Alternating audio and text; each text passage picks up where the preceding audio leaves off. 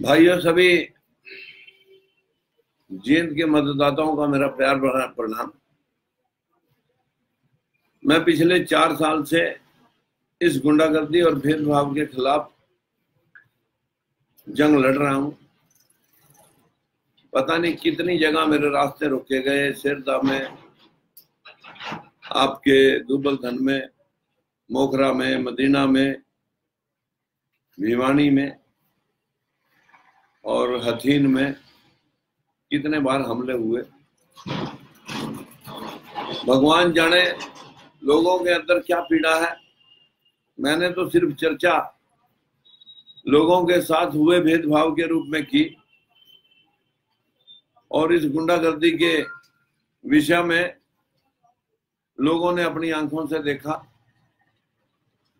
इतने हमले होने के पश्चात भी भगवान ने मुझे जिंदा रखा।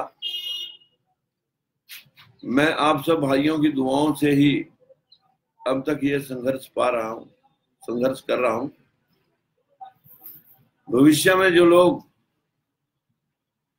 मेरे प्रति बहुत बड़े बड़े षड्यंत्र रच करके जानलेवा हमलावर हैं,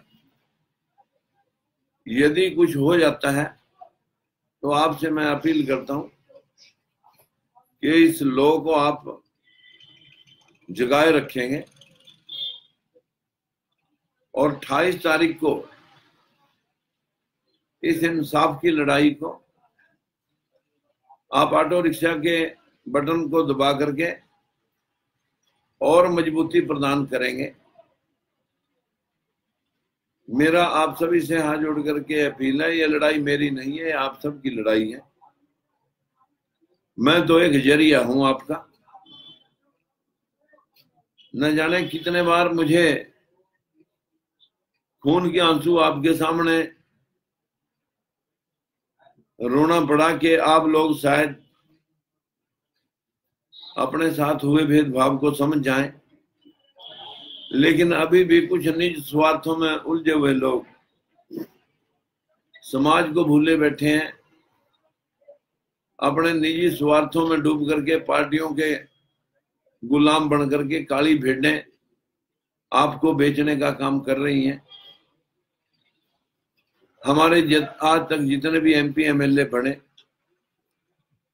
वो लोग टिकटों की गुलामी करते रहे, चेयरमैन बनने की गुलामियां करते रहे, अपने निस्वार्थों में आपके हितों को बेचते रहे।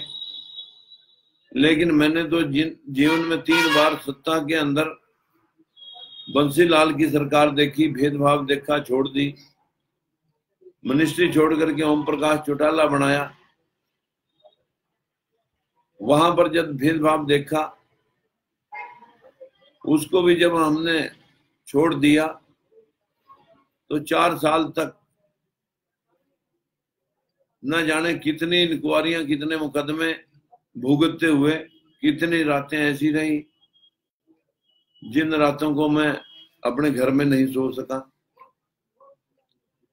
और मित्रों, मैंने तो आपसे भी ज्यादा गरीबी देख रखी है, लेकिन हार कभी मानी नहीं। हमेशा भेदभाव और जाति के खिलाफ लड़ा। अगर आज बीजेपी का इतना बड़ा वोट बैंक हमने मोदी जी को के पक्ष में बीजेपी को दिया, लेकिन वो पार्टी भी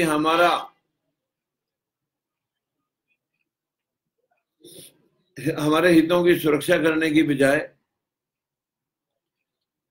गुंडागर्दी के आगे झुक करके हमारे हितों को लुटाने के लिए विधानसभा तक जाकर के बिल पास कर देती हैं।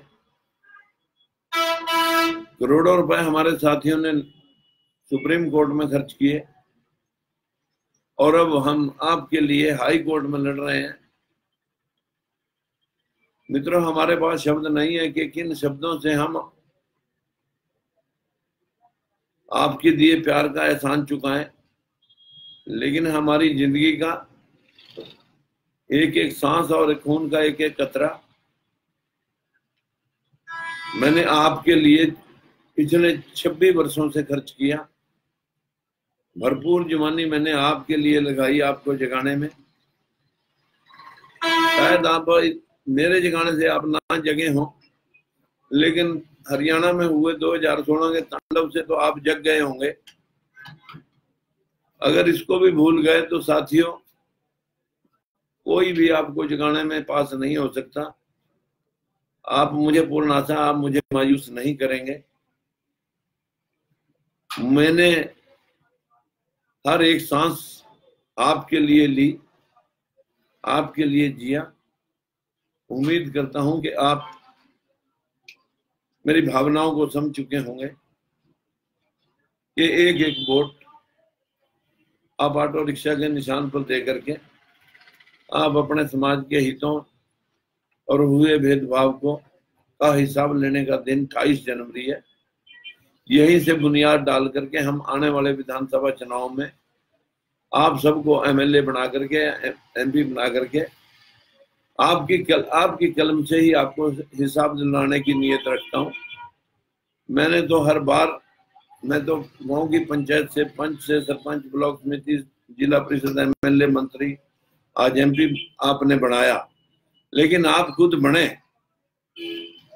और आप समाज के लोगों का हित करें, उनका हिसाब कराएं। इसके लिए मैं आपसे प्रार्थना कर रहा हूं कि आप 28 नवंबर को ऑटो रिक्शा के निशान पर, 28 जनवरी को ऑटो रिक्शा के निशान पर आप मतदान करें। नमस्कार।